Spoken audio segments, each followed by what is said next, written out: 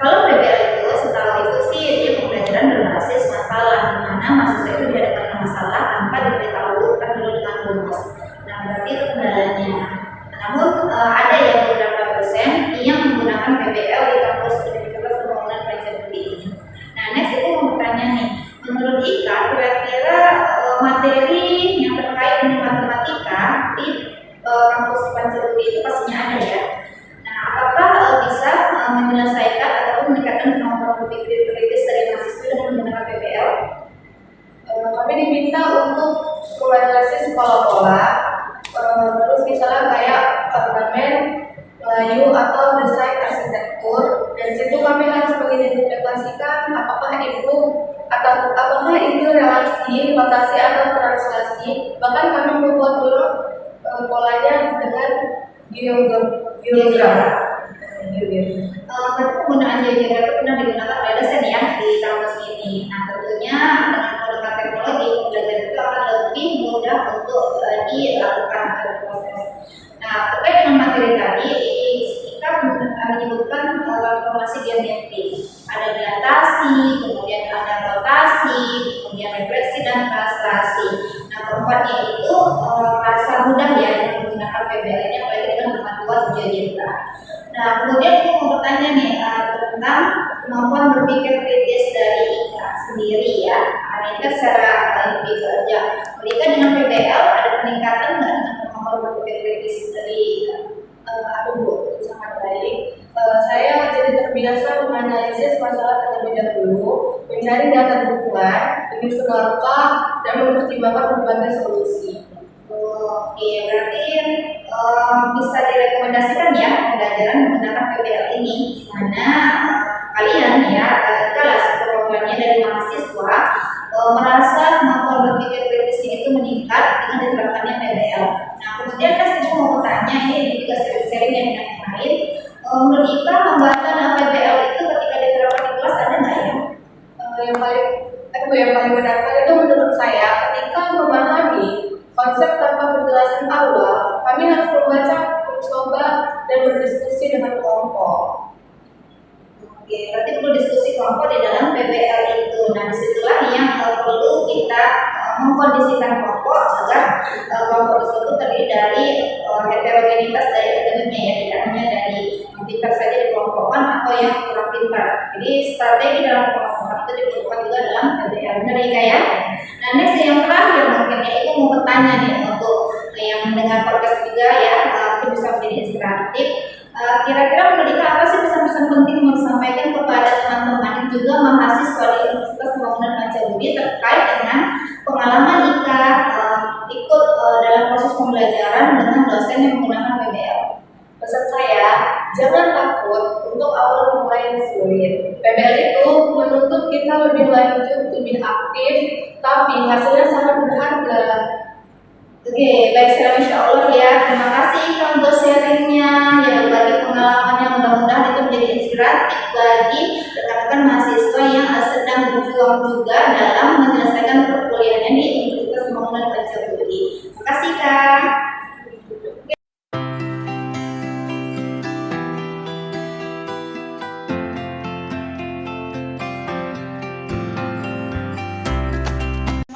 Selamat pagi, ketemu lagi dengan podcast Edu Top Mat, yaitu ruang diskusi antara mahasiswa, pendidik, guru, dan berbagai pengalaman kita bisa dengar di si podcast ini ya. Nah, hari ini kita kedatangan seorang tamu ya, ataupun narasumber yang berpengalaman di bidangnya dalam mengajar matematika.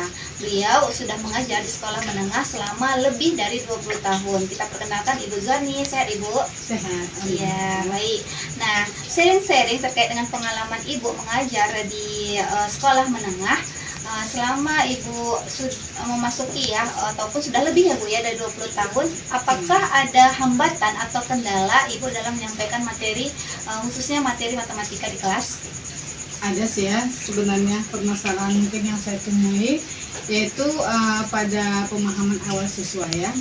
Banyak siswa yang kesulitan mereka memahami materi perpindahan objek tertentu yang konkret ke representasi simbolik pada bidang koordinat. Mereka memahami gambar, Tetapi ketika diminta menentukan titik hasil refleksi atau rotasi tertentu masih bingung dengan aturan perubahan tanda. Selain itu kemampuan visual spasial beberapa siswa juga masih dibilang rendah ya, sehingga mereka sulit membayangkan pergeseran, pencerminan, atau perputaran suatu bentuk.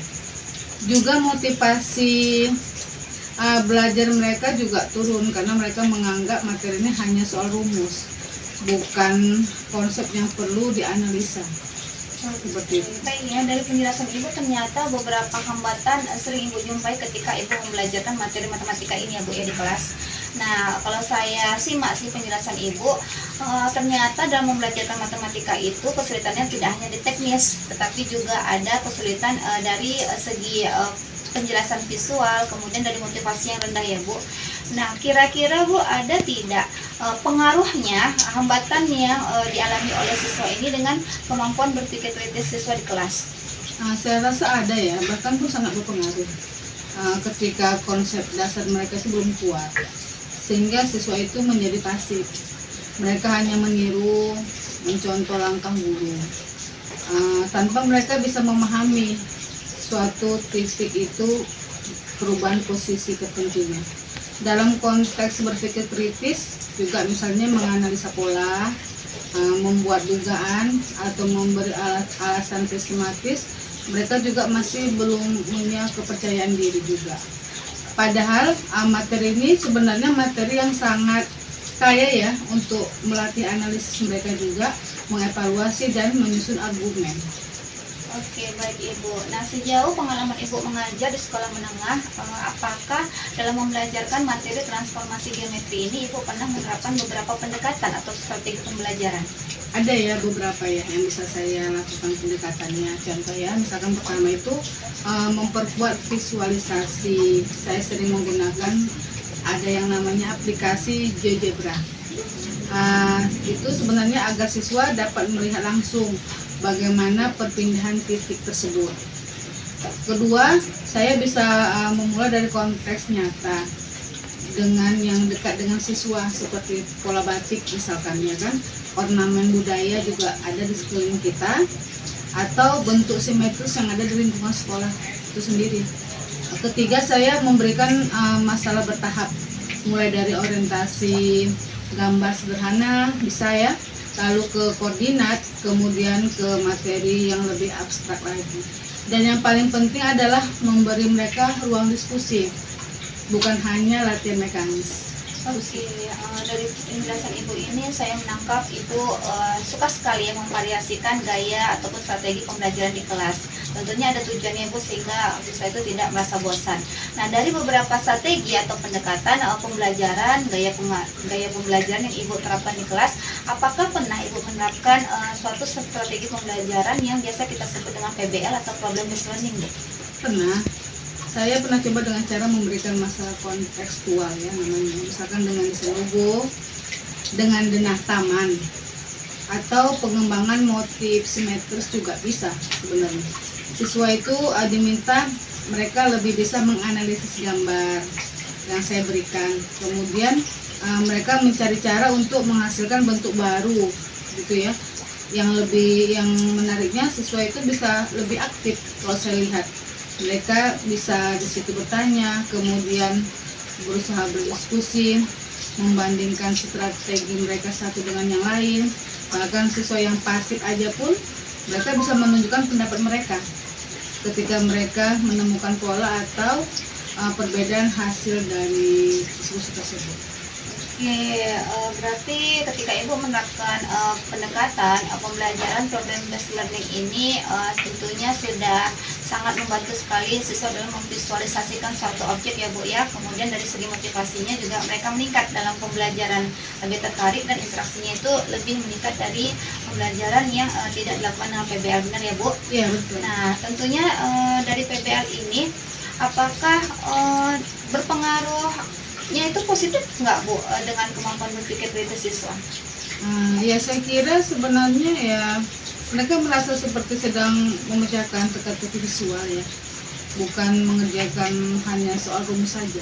Oke, berarti mereka tentunya meningkat ya Bu ya, dari kemampuan berpikir kritis, tidak hanya paham akan konsep, tapi peningkatan kemampuan berpikirnya pun jauh lebih mendalam lagi ya untuk memahami suatu permasalahan. Nah, menurut Ibu ya, sejauh pengalaman Ibu juga ya, apakah ada hambatan ataupun tantangan ketika Ibu membelajarkan suatu materi pembelajaran, ya kita sebut saja lah transformasi geometri di kelas? Apakah ada Bu yang Ibu alami tantangan atau kendalanya? Secara signifikan ya, mungkin siswa itu dalam PBL itu tidak hanya diminta menyelesaikan soal, tetapi menganalisis masalah sebenarnya gitu juga ya. Mereka bisa memetakan informasi atau pemilihan dalam bentuk strategi, mereka juga bisa menjelaskan alasan matematis mereka. Ini mereka bisa mengarah ke berpikir lebih mendalam. Dan beberapa kelas yang saya ampu juga siswa sudah mulai bisa mengidentifikasi pola memprediksi hasil sebelum menggambar, kemudian memberikan alasan kenapa suatu titik itu bisa berubah posisi. Ini adalah indikator yang berpikir kritis yang sangat jelas menurut saya. Iya, berarti tantangan-tantangan itu bisa diminimalisir ya Bu ya, diminimalkan dengan banyaknya dampak positif yang diberikan dari pembelajaran PBL tersebut di kelas. Nah, di akhir ini Bu, saya ingin bertanya kepada Ibu sebagai seorang yang berpengalaman di bidangnya ya dalam mengajar suatu materi yang dikatakan materi ini sangat membosankan ya. Ketika anak sudah mendengar kata matematika, maka untuk memulainya pun mereka merasa malas. Kira-kira ada saran nggak Bu bagi kita ini guru, pendidik, dan calon pendidik yang merupakan mahasiswa di jurusan pendidikan, bagaimana cara meningkatkan kualitas pendidikan atau cara menentukan pembelajaran yang maksimal sehingga anak itu dapat menyerap maksimal materi yang kita sampaikan? Saya pikir ada ya beberapa saran ya. Contoh misalkan pertama, jangan memulai itu dari rumus, tapi mulailah dari visual dan konteks nyata, itu bisa. Kedua, berikan mereka waktu lebih banyak untuk berdiskusi atau mengeksplorasi, bukan hanya mendengar. Ketiga, gunakan pendekatan PBL secara bertahap, tidak harus langsung kompleks, tetapi dimulai